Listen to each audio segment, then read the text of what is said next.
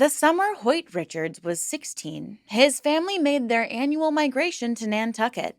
He was one of 6 children from suburban Philadelphia, a good student, a good kid, the kind of teenager who spent that annual trip on the beach for hours all day, surfing, jet skiing, and drinking free beer at parties that were thrown by people a little more than slightly older than him. It was 1978, and he felt the way that 16-year-olds feel these things. He felt rebellious, and Nantucket still holds nostalgia for him. But on this trip, he was sitting on the sand at Nobbendeer Beach, and a man laid his towel down right next to him. Now, this man was older than him by about double. He was in his early 30s, and he was lean, striking, and had bronzed skin and a seemingly endless supply of pink Brooks Brothers shirts. He had an accent that sounded vaguely European, and he introduced himself as Frederick von Mierers and would begin talking very easily and authoritatively about Eastern philosophy, astrology, and ancient religions, and the hidden architecture of the universe. He threw parties nearby nearly every night, and he would invite this young Richards to come. And Richard knew the guy. He'd heard about him from a friend. This was the guy who was from New York and was like really into astrology and ancient religions, and said to him, "Oh, you're very smart, so you'll understand this." And that sentence is worth pausing on. It is one of the oldest sentences in the high control group playbook. It's not an appeal to belief, but rather an appeal to identity. It's not what I'm about to tell you is true, but you're the kind of person who will be able to see that it's true. And this distinction matters. One is a truth claim that can be evaluated, but the other is an identity claim that, once accepted, makes the refusal to believe feels like a personal failure. Now, Hoyt Richards was only 16 years old. He had no way of knowing that the man he had just met would end up consuming the next 21 years of his life. All of his earnings, millions of dollars, his relationships, his family, his identity, he would be completely in service to a doomsday UFO cult that believed that the leader had been sent to Earth from the giant star Arcturus to save humanity from an apocalypse that, well, you guessed it, never came. This is the story of eternal values, the story of the world that made it possible, and the story of what it actually takes to walk away. And today, I'm going to tell you everything the HBO docuseries hasn't told you. So sit back, relax, and take a deep breath. It's time to let the fresh air in.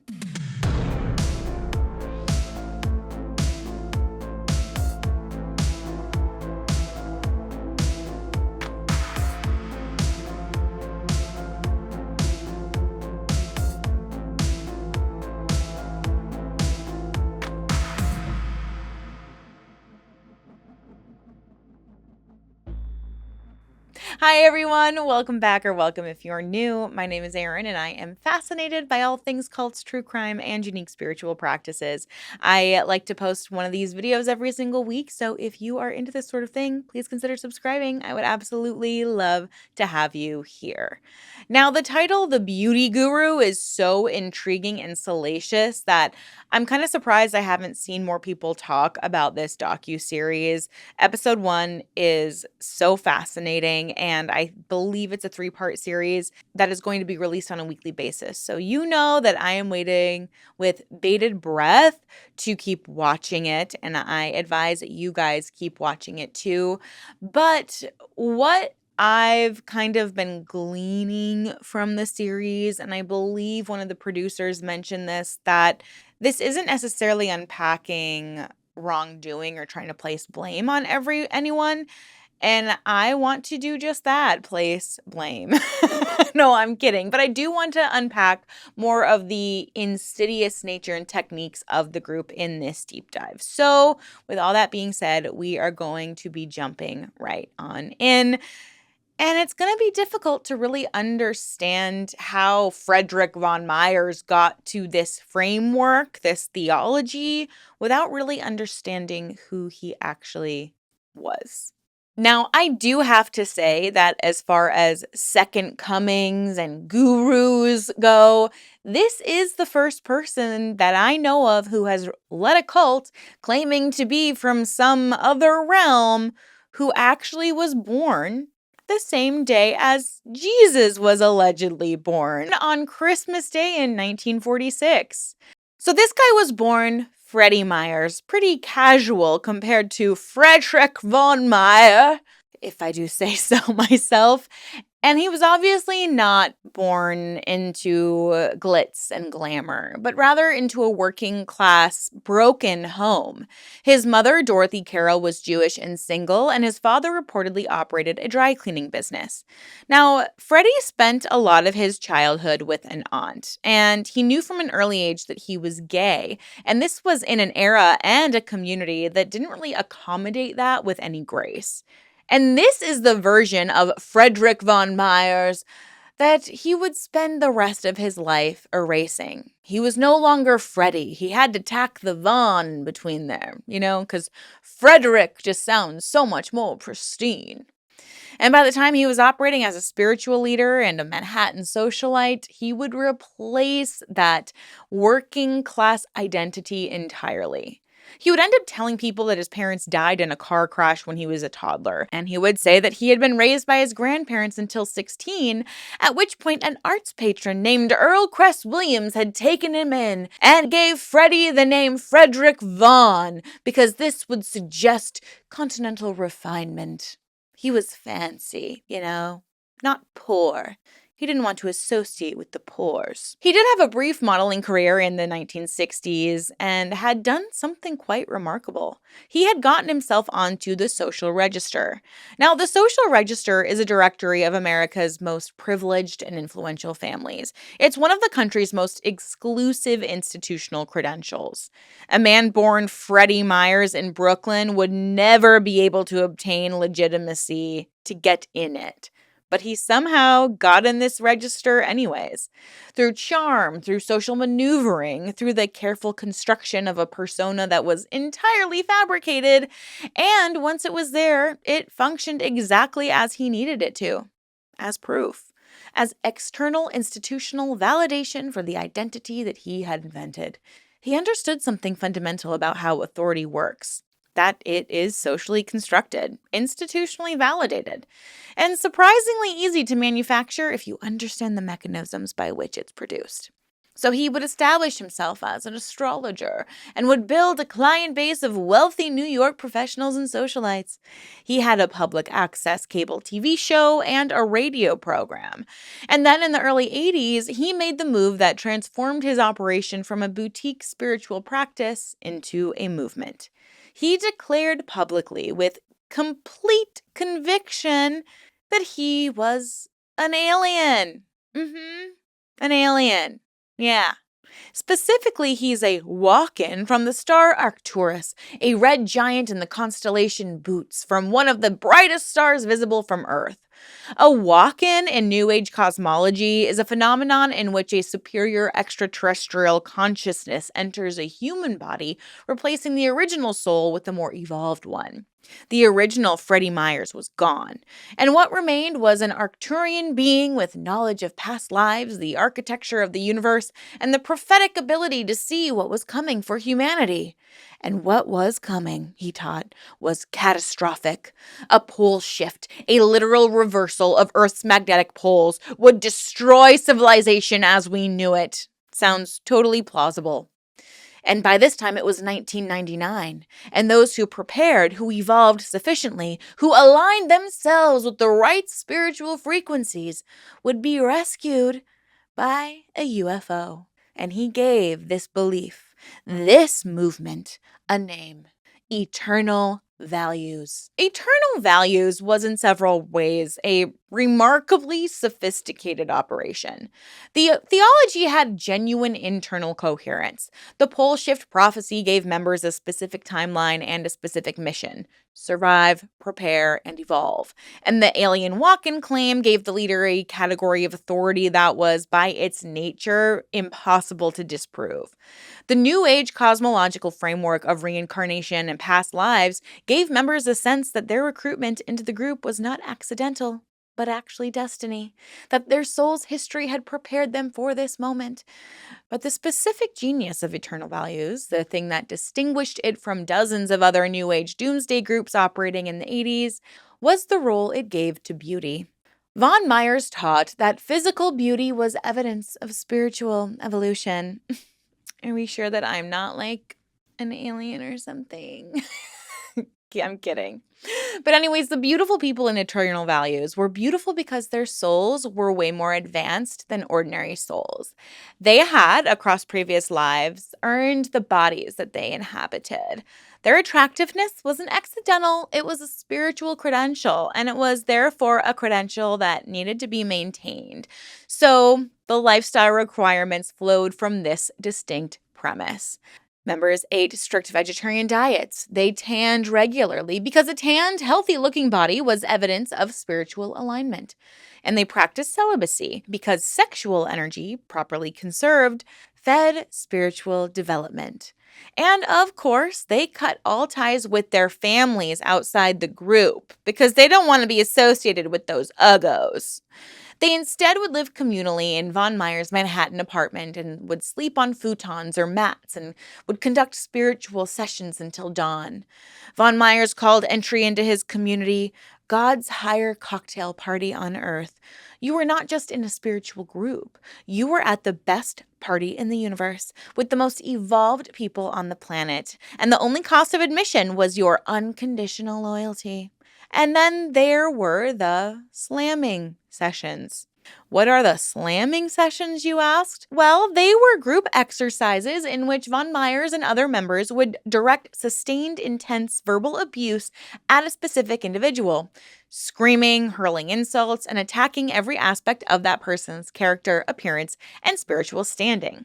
They stated the purpose of this was to break down the ego, to strip away the false self. But the actual purpose, as anyone familiar with high control group dynamics will recognize, was to create the conditions in which individual identity is totally replaced by group identity.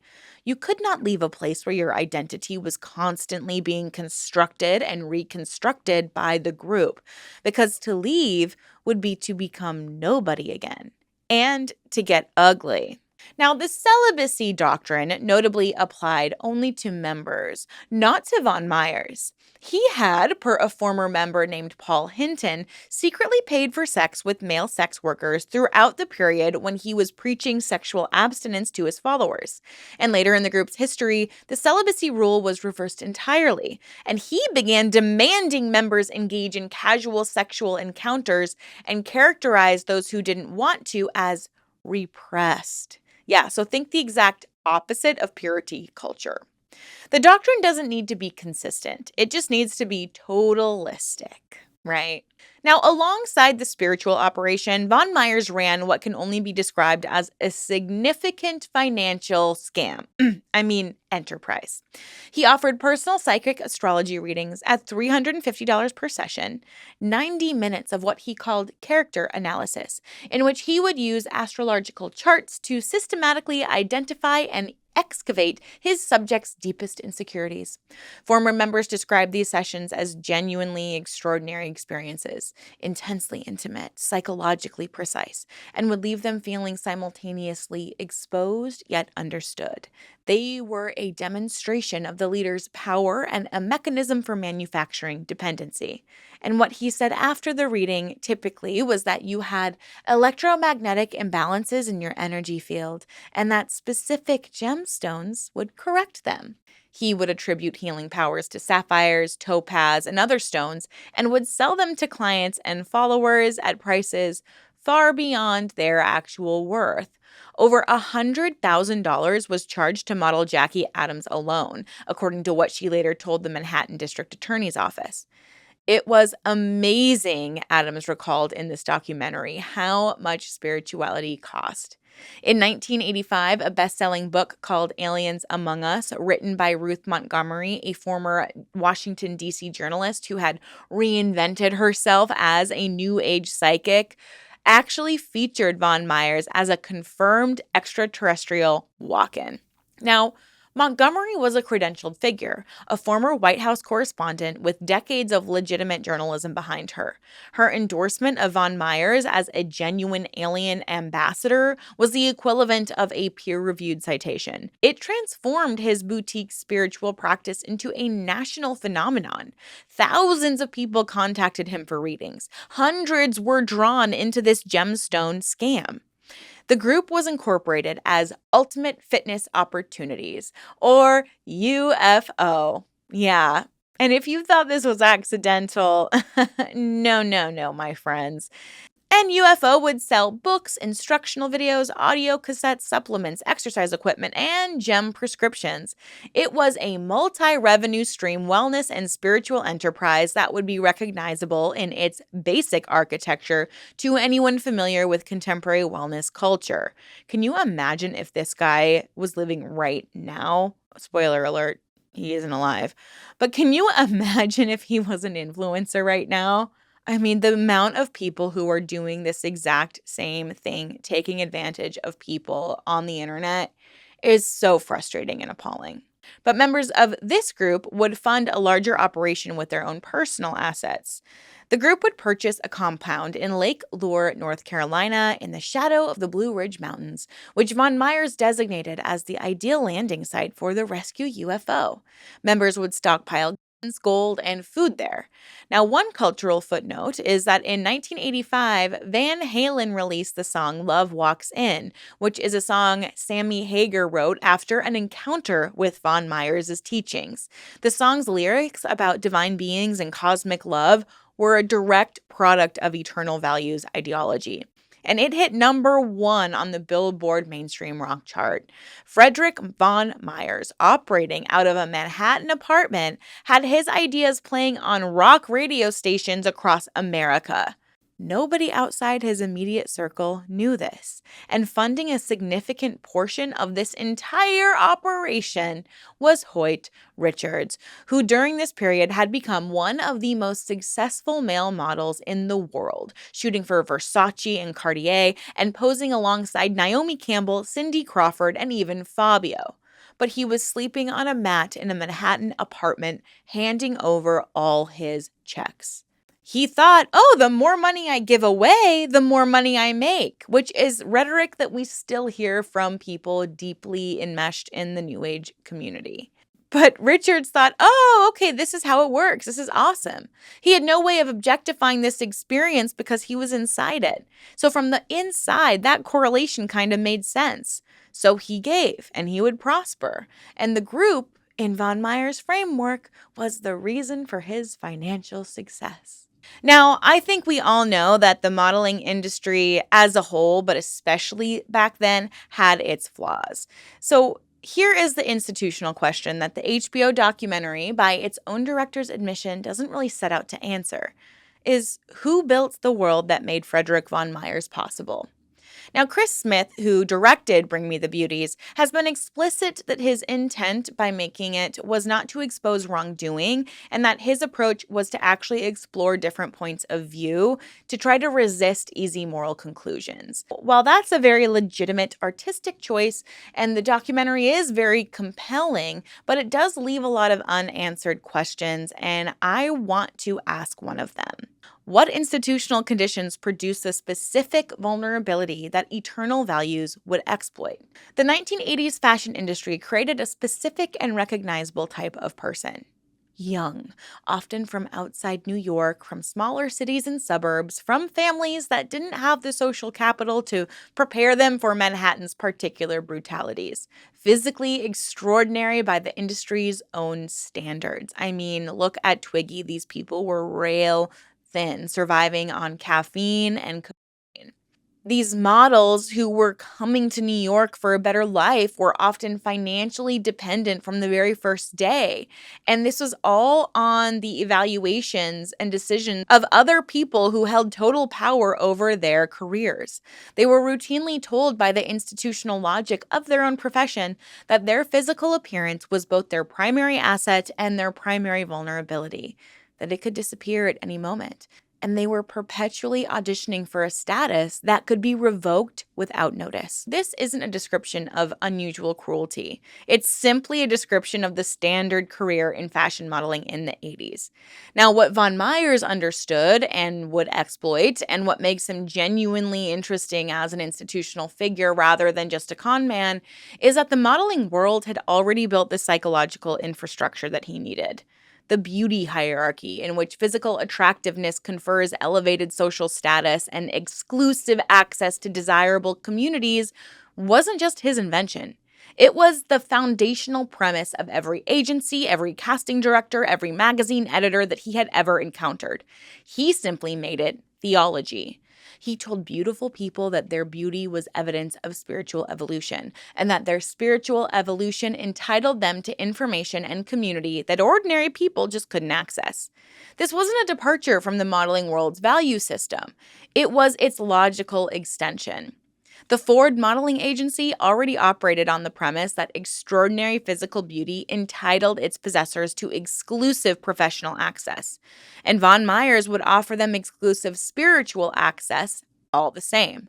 And the modeling industry, the agencies, the brands, the casting directors, the publications, they never asked what was happening to the beautiful young people it recruited, consumed, and would then discard. It was not structurally equipped to ask those questions, because asking them would have required examining the industry's own premise, that beauty is a form of capital that entitles its possessors to certain things, and that those without it are just excluded, not as valuable. And this is what von Mierers would exploit, a vulnerability that the modeling industry had created and then abandoned. He offered structure, community, meaning, and identity to people who had been told their entire adult lives that their value was only physical, and who were therefore chronically uncertain of their worth as anything other than a face. Richards had said that at its core, what kept him in eternal values wasn't fear. It was the feeling of mattering. Quote, being in that group, you had this sense that there was an alternative to all that. In eternal values, you felt like you were on an important mission. But that mission would begin to come to an end because the gemstone fraud would reach the Manhattan District Attorney's office, and Adams would cooperate. However, von Mierers would die before any charges were filed. His estate was never prosecuted, and the group he built continued operating for nearly a decade after his death. The modeling industry that had served as his recruiting ground never examined its own role in creating the conditions that he exploited. Now, von Mierers died in the early months of 1990 at just 43 years old from complications of AIDS.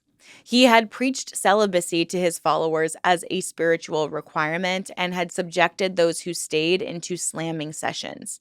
He framed sexual restraint as evidence of spiritual evolution, and he had, throughout this period, been secretly paying for sex with male sex workers. And it was, as per Paul Hinton, how he contracted the virus that killed him.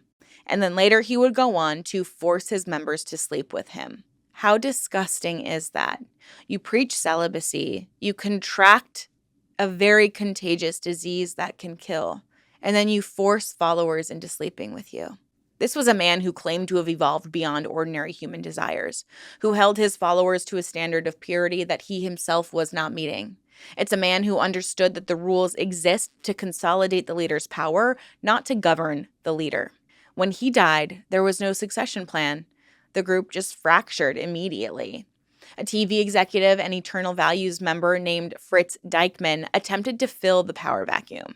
Richards, who had by then spent more than a decade in the group, had become one of its primary financial pillars and sided with the faction that opposed Dykman. Within months, Richards' faction staged a confrontation. They locked Dykman in his apartment and forced him to relinquish control of the group. And what followed was not liberation. The group contracted. It became more insular, more suspicious of the outside world, more invested in its own mythology.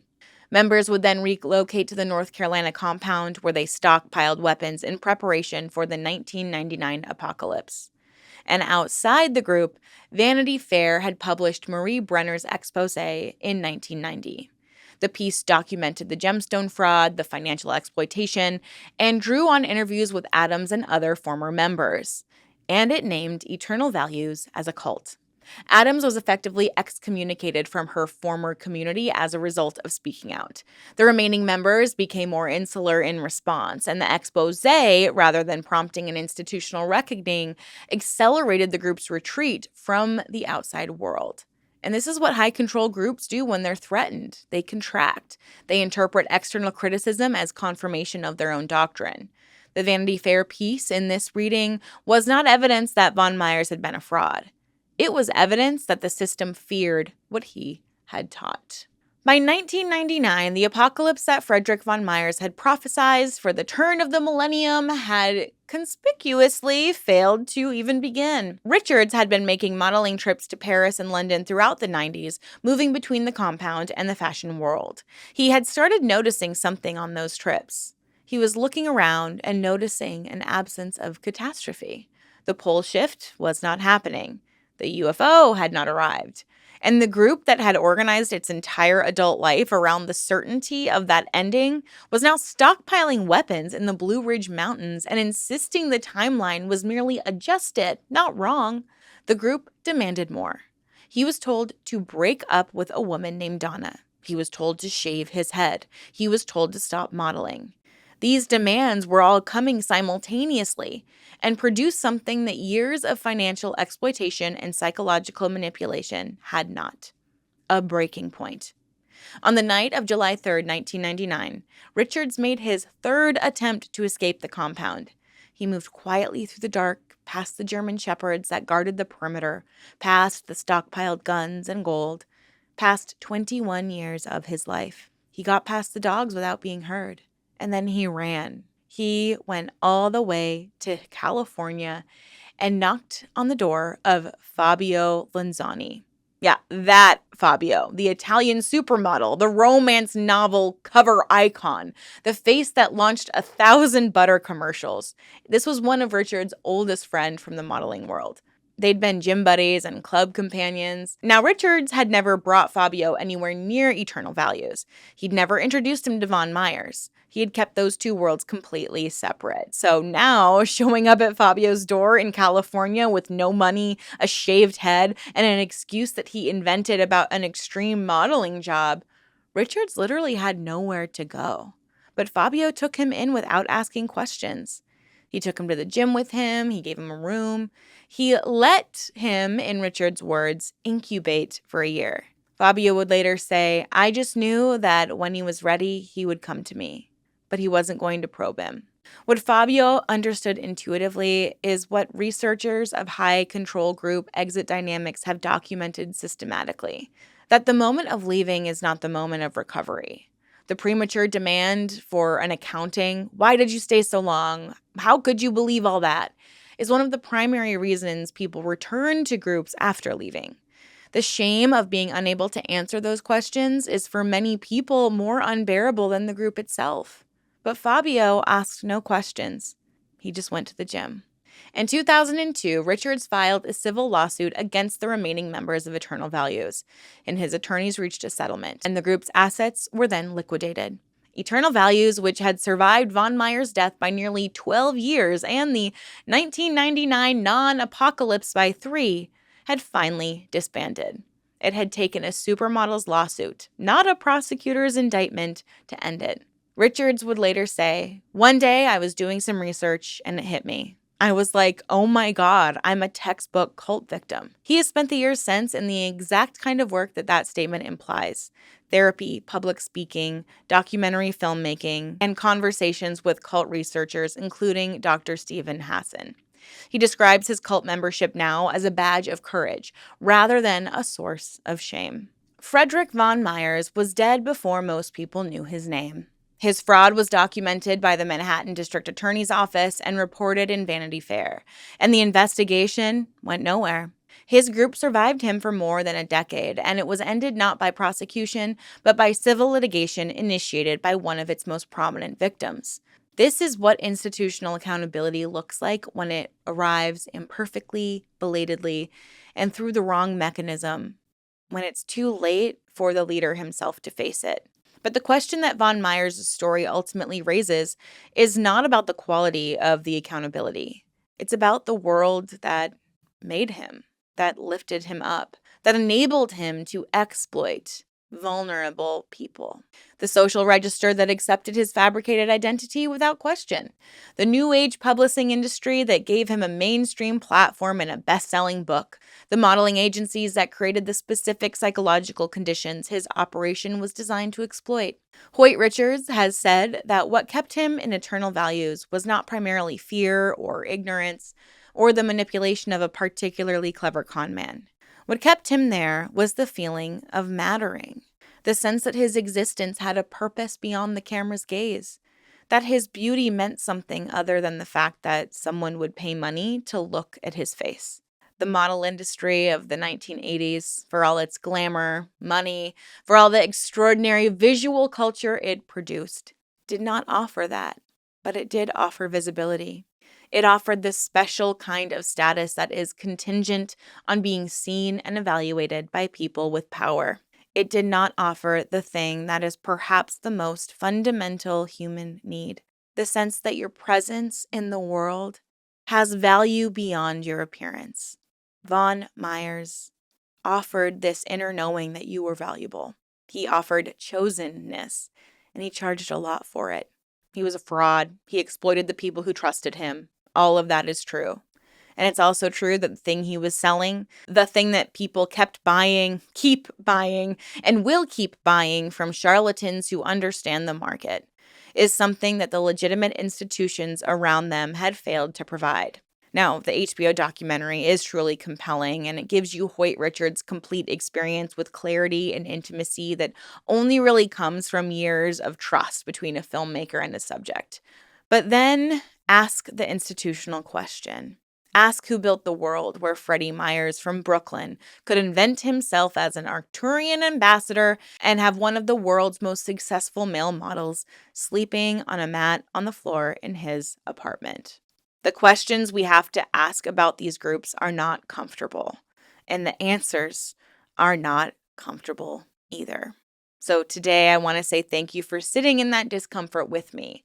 I highly, highly encourage you to watch the docuseries. I will most likely do a follow-up video once the docuseries is complete. That way I can provide some more insight, maybe some more survivor stories. And let me know if you'd like me to bring survivor stories back onto the channel. I used to read survivor stories that I'd find on Reddit or that people would email to me. So please let me know. And if you have a survivor story yourself, please feel free to email me. With all of that being said, thank you all so much for joining me here today. Please stay safe out there, ask questions, and always stay skeptical.